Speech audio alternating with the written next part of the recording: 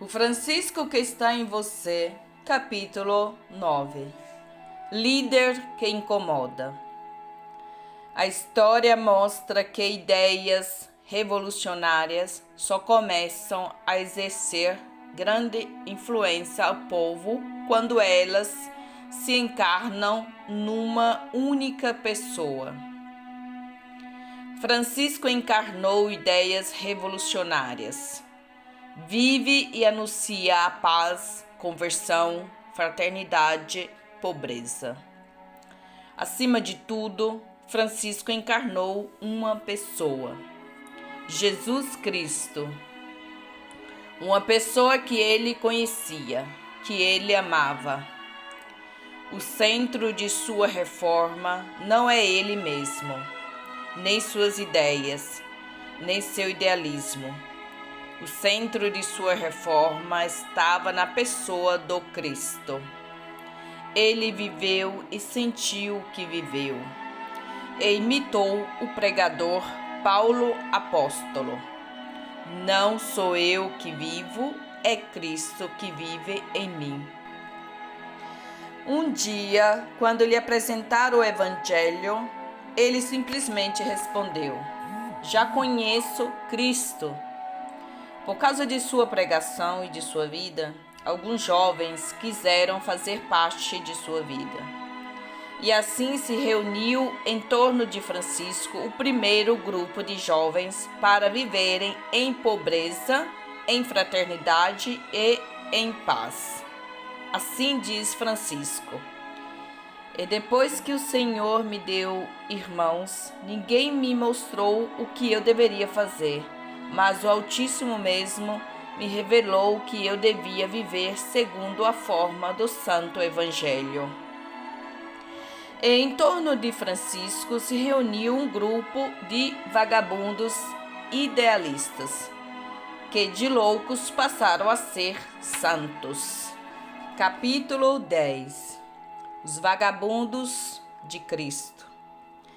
Na primavera de 1209, Francisco partiu com seus 11 companheiros para Roma.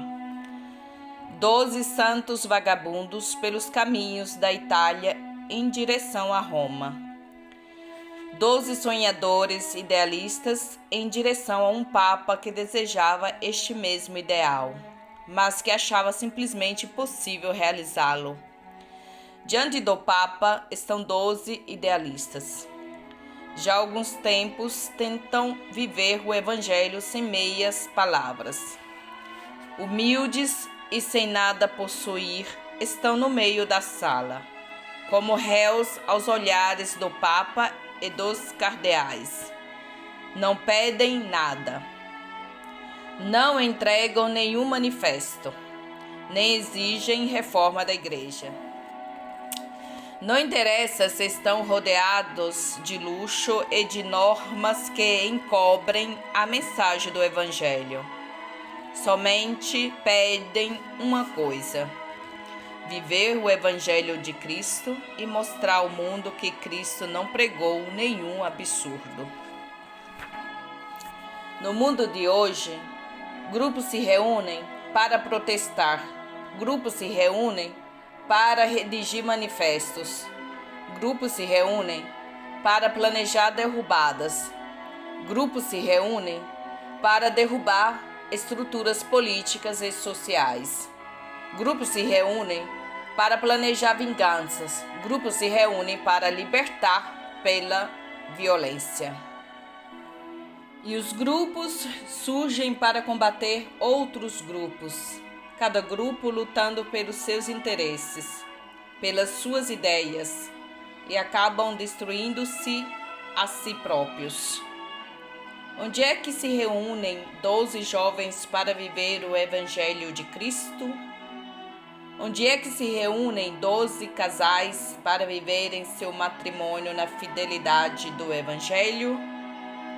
Onde é que se reúnem 12 homens ou 12 mulheres que não têm como visão seus interesses, mas sim aquilo que Cristo quer?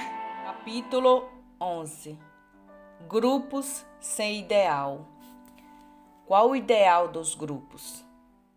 é um ideal que visa o bem do grupo, a satisfação do grupo e de suas ideias, ou que visa o serviço e o bem do outro? E os movimentos dos jovens? O que desejam? Onde querem chegar? No meio de uma sociedade em que Deus é declarado morto, grupos de jovens anunciam Jesus Cristo. Uns o buscam como fuga, outros como ideal. Uns o buscam como um líder político, outros como alguém que é o Salvador. Uns formando um grupo fechado, como protesto a uma igreja superada.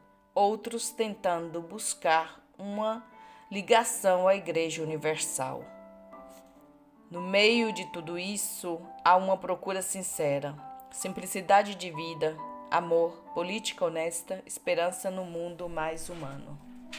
Porém, todo grupo que deseja realizar algo de construtivo para a humanidade e não ser um fogo de palha que se esvai ao primeiro vento ou à primeira chuva, deve ter um ideal voltado para o eterno. Nenhum grupo sobrevive fechado em si mesmo.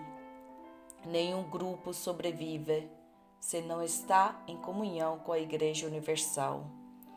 Nenhum grupo sobrevive se não tem seu fundamento na pessoa do Cristo e nas suas palavras. Os 12 santos vagabundos, liderados por Francisco, não se fecharam em si mesmos. Foram a Roma buscar uma comunhão com aquele que representa a ligação de toda a igreja. Os 12 vagabundos não pensaram em seu bem, mas no bem da igreja e se colocaram a serviço da mesma. E eles venceram. E eles continuam vivos na história da igreja e da humanidade. E você é alguém isolado? Você se sente igreja? Você pensou em reunir-se com alguém para viver o que Deus quer? Vida em comunhão, convivência? Se você não fizer isso, cuidado. O céu que você deseja está comprometido. Quem vive isolado só pode viver um inferno. Capítulo 12. Um sonho, realidade. Narra a história que o Papa Inocêncio III, depois de ter recebido Francisco e seus companheiros na Cúria Romana, teve um sonho. A Basílica de São João de Latrão estava a ponto de desabar. As paredes balançavam. Os pilares rachavam. As colunas sacudiam. As naves ameaçavam vir ao chão. De repente, aparece um homem humilde e simples, vestido de um hábito rústico, que com seus ombros sustenta a nave da igreja, impedindo que a basílica desabe. É um sonho, mas um sonho realidade. Assim era a situação da igreja no tempo de Francisco. Pela falta do espírito evangélico, pelo poderio material e pelo comodismo de seus membros, a igreja ameaçava cair. Francisco, pela sua força renovadora, inspirada no evangelho e na pessoa de Cristo, faz com que a igreja não desmorone e nem caia. Existem em nossa época muitos sonhadores que riem do seu próprio sonho. Sonham o fim do cristianismo. Sonham um Deus morto. Sonham uma humanidade autossuficiente e sem Deus. Sonham a vitória da ciência e da técnica sobre Deus. Sonham uma vida cômoda e de total bem-estar, sem compromisso com o eterno. Sonham o fim da necessidade religiosa e a descoberta de um Cristo mito que não existiu. Porém, em seus sonhos não conseguem perceber muitos personagens desta história, que com sua oração, sua vida em Cristo, sua fé inabalável, sua certeza de vitória, realizam outros sonhos que não são ilusórios. Existem outros sonhadores. Os sonhadores da vitória da fé sobre a descrença, da certeza da vida sobre a morte, da certeza de Deus vivo sobre o Deus morto, da certeza do amor sobre o egoísmo, da certeza da renovação sobre a morte pela inércia. Os sonhadores estão ali, os profetas que acreditam, os que têm esperança, os que valorizam mais o evangelho do que o best-seller policial, os que vivem em função das realidades do reino dos céus, os que olham para o céu tendo os pés na terra, os que rezam e acreditam num Deus pessoal, os que acreditam no destino supremo da humanidade, os que lutam pela comunhão entre os povos, porque sabem que Deus é comunhão e que céu é comunhão total. Francisco está vivo em todos esses, e esses vencerão. Você, e você, qual o seu sonho? Seu sonho é uma ilusão ou uma certeza? É bom sonhar, mas com os pés na terra e os olhos no céu. Capítulo 13. Roma não é tudo. A humanidade é feita para Deus. Não adianta o homem, com a sua tendência de endeusar-se, querer negar ou substituir Deus. Ele existe, ele é, ele será, além e acima de todas as tentativas do homem de querer derrubá-lo do trono para substituí-lo. Em todos os cantos do universo, Deus se manifesta. Acima de tudo, ele se manifesta em pessoas que têm sensibilidade de percebê-lo e de comunicá-lo, através de pessoas que não são capazes de serem sinais desse Deus. Em toda a história, os movimentos religiosos surgem quando menos se espera e quando há necessidade de uma maior manifestação de Deus. Mesmo dentro da igreja, nem sempre os movimentos, as leis, as renovações partem da cúpula. Nem sempre parte de Roma, do chefe da igreja, aquilo que Deus quer com a humanidade. Nem sempre a renovação surge de uma maneira legal. O Espírito de Deus não começa sempre em Roma. O Espírito de Deus sopra onde quer. Os grandes movimentos de renovação partem de uma maneira simples e, até certo ponto, clandestina e desconcertante. Porém, uma coisa é certa: o movimento não persiste e não aguenta muito tempo, se não estiver ligado com toda a igreja, se não estiver em comunhão com a Igreja Universal. Quantas pessoas quiseram reformar a igreja, mas desligando-se dela? O fracasso foi fatal e total. Aquilo que é de Deus tem características claras: unidade, amor, comunhão, esperança, respeito, serviço.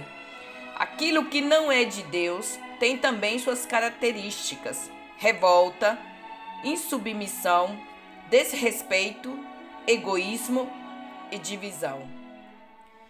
Uma quantidade enorme de movimentos religiosos, semelhantes ao de Francisco, surgem em nossa época, entre os jovens, todos com características financeiras: simplicidade de vida, volta à natureza, desprendimento, pobreza. Todos esses movimentos também se apartaram de uma cultura em que condição, prosperidade, carreira, conforto, posição social ameaçavam sufocar valores da pessoa humana, valores maiores. Ali estão os beatniks, os provos, os meninos de Deus e muitos outros, que rapidamente crescem e mais rapidamente desaparecem, e são movidos por verdadeiras características evangélicas. Porém, lhes falta aquilo que era o essencial em Francisco: um serviço à Igreja de Cristo e uma unidade e comunhão com toda a vida da Igreja. O maior revolucionário não é aquele que tenta tirar a máscara de uma instituição, mas aquele que tira a própria máscara para mostrar o rosto de Deus. O maior revolucionário não é aquele que em tudo vê e aponta erros, mas aquele que em si descobre os erros e os substitui pela verdade. O maior revolucionário não é aquele que tenta mudar os outros, mas aquele que faz uma conversão de si mesmo. Francisco é um homem livre, está acima de qualquer instituição e organização. Não fez para seus seguidores uma regra e uma instituição rígida. Pouco antes de morrer, testemunha-nos um dos companheiros. Disse algumas palavras sobre a paciência e a pobreza e recomendou-lhes o Evangelho acima de qualquer instituição. O movimento religioso de Francisco não partiu de Roma, mas foi a Roma para ser confirmado e para lá buscar unidade. Quantas vezes você criticou o Papa, a Igreja como instituição, as organizações religiosas, seus irmãos nesta humanidade? Quantas vezes você pensou desligar-se de tudo e de todos e viver como bem entende? Você está certo? Você foi feito para isso? O que você fez até agora pela unidade?